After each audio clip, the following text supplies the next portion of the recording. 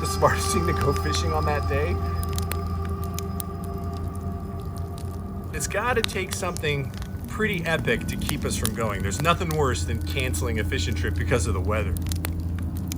We could see the wind coming down and actually tearing the tops of the waves off. And this thing overtook us. Oh no! Oh no! That was probably the closest I've ever come to dying while fly fishing.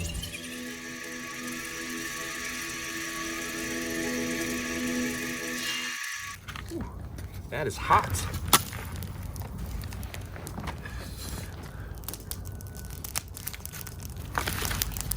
Nice hot fire.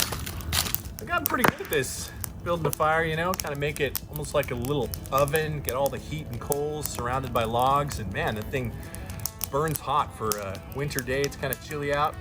It's plenty warm right here. And hey, thanks for joining me on these fireside chats, by the way. It's a good opportunity to kind of get to know one another. So thanks for that. Yes, wearing my Uggs. Again, don't knock them till you try them. Comfy. So comfy. So I also love to hear from you as well, and let me know if you enjoy these video series of where we're just kind of sitting by a campfire and telling fly fishing stories. And I love to hear what your thoughts are by leaving some comments down below, or if you have any questions for me specifically, I'd love to be able to film some of these other videos in the future and answer some of the questions that you might have. Feel free to give me a comment, ask me a question. So yeah, let me know if you want me to continue this series and doing these kind of fireside fly fishing stories. But can't wait to get out there and fish soon. So have I almost ever died when fly fishing? Well, two separate incidents come to mind when it comes to fly fishing and probably not making the most wise decision. The first one was up at Coldwater Lakes. Well, first of all, we're alive. We're live. And we just got done talking real quick about how there was a good chance that we could not be alive right now. That was definitely my glissading moment. Wow. Run Rainier, you know, poke through. Yeah. We got swamped 3 times before we got back. We decided to bail out before the boat launch even, and picked up the boat and carried it across the ground to the car. And we're not just talking swamp. We're talking underwater sinking. We're done. You've probably seen a ton of videos that I've posted about Coldwater Lake and all the fishing that I've done over the decades, really, since 1993 when my dad and I were one of the first ones to fish that lake. Well, I've had some adventures, and you know, for the past, over 15 years, a very good friend of mine, Jeff, and I, just doesn't matter when, right? We fish it during the winter, we fish it in the summer, spring, fall, whenever there's an inversion day, you know, right in the heart of winter, we're up there fishing. Haul the batteries out, put the batteries back in. But we caught almost 20 fish today. Yeah! Woohoo! We are lucky to be alive. We are lucky to be alive. You know, my wife always says, be careful, be careful. And I think, what? It's just a lake. We're in a boat. What the heck? We're always looking at the weather report, but it's got to take something pretty epic to keep us from going. There's nothing worse than canceling a fishing trip because of the weather. So we had this one, I think it was in February, back, 2008, I think it was.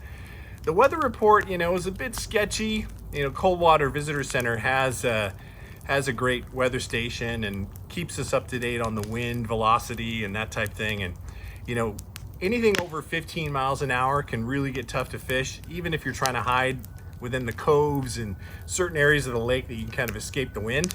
So the forecast was for 15 to 20, but we thought, you know what, we're gonna do this. It was cold, right? It's highs, I think, were only supposed to be about 34 degrees. But we felt that, you know, we could find certain places of the lake to hide and still catch fish. Yeah, this is one of the worst days we've ever had out here, for sure. Wow. I don't know if you can really see, but when we tip over, it'll be obvious.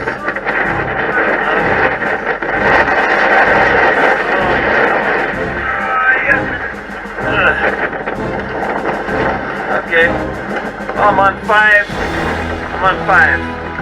And we're not even moving. I don't think I can go up any further.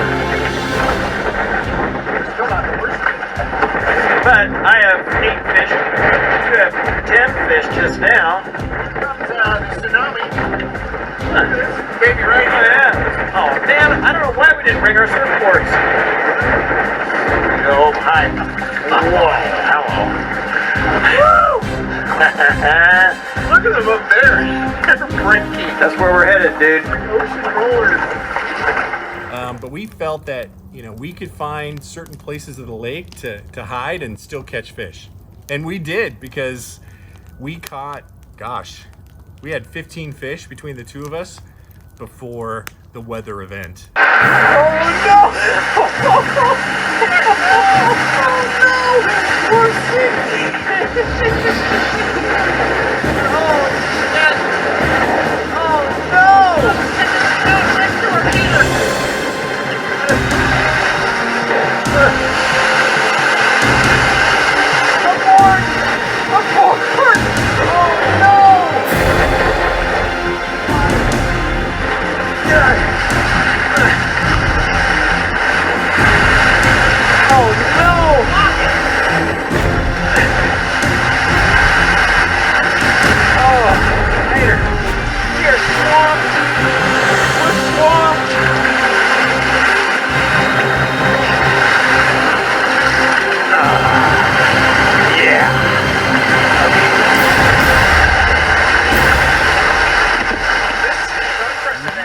Something that I have never witnessed before in my life. You know, you've heard of those atmospheric anomalies called a microburst.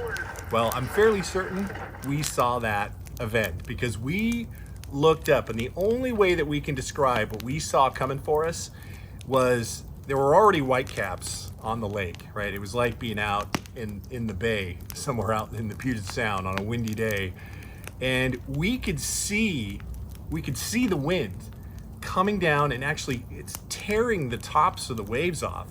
It was just this wall of wind and water from it just ripping the top of the lake off. It's the only way I can describe it. We saw that thing coming, and we immediately did an about face, and we tried to make the launch. We had the motor on 5, scooting along probably maybe 10 miles an hour with the tailwind, trying to bail out the water from the boat as the waves were starting to come in. And this thing overtook us with a matter of minutes. I mean, we're probably in, you know, that lake is 280 feet deep at the steepest point. We're probably, I don't know, 50, 60 feet of water. So now we've changed direction, right? As the waves are coming in, we thought we got to hit the shore. So we aimed for this flat where the volcano's side kind of made kind of a nice little sandy, shallow flat before it falls off into the abyss.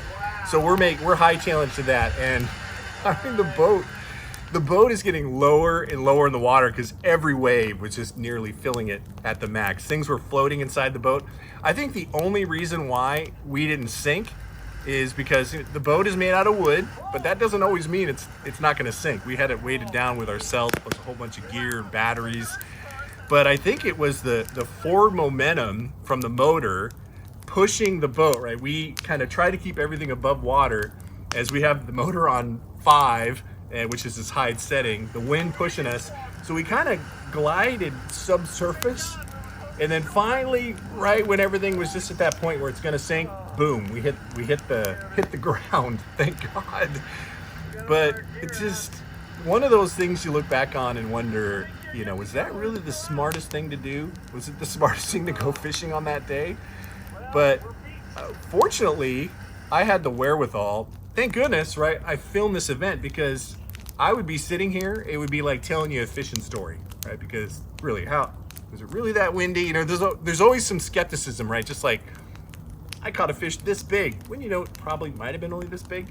But I can tell you, based off of what you're seeing in some of the clips here, that wind event was real.